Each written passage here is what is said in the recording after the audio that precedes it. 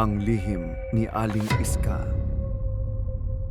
Sa kadilimang bumabalot sa bawat sulok ng eskinita, habang nagkukwentuhan ang mga tambay, may isang matandang babae ang lumitaw sa eskinita.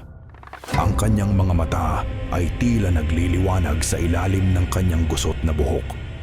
Itim ang damit, punit-punit na niluma ng panahon. Ang mga tambay ay natahimik sa kababalaghan. Nakatitig sila sa matanda na tila isang anino na gumagalaw. Walang salita, walang tunog, tanging ang paghinga ng hangin ang maririnig. At pagkatapos, sa isang iglap nawala si Aling Iska, tila tinangay ng dilim. Kinabukasan ng gabi sa kaparehong lugar, ang takot ay bakas pa rin sa karamihan at ang kanilang mga mata ay patuloy na sumisipat sa bawat sulok ng eskinita. At muli, lumitaw si Aling Iska. Ngunit nagbago ang lahat. Ang kanyang suot ay puting-puti, tila bagong laba at nagliliwanag sa kaputian. Ang kanyang buhok ay maayos at ang kanyang mukha ay tila maaliwalas.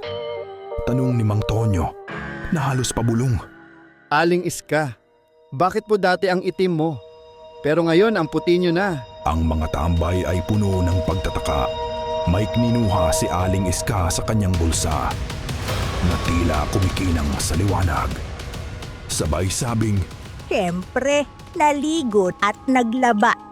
Ito nga ang sabon ko. ngunit si Aling Iska ay takang-taka. Bakit ang karamihan ay tumakbo? Hindi niya maintindihan ang mga pangyayari.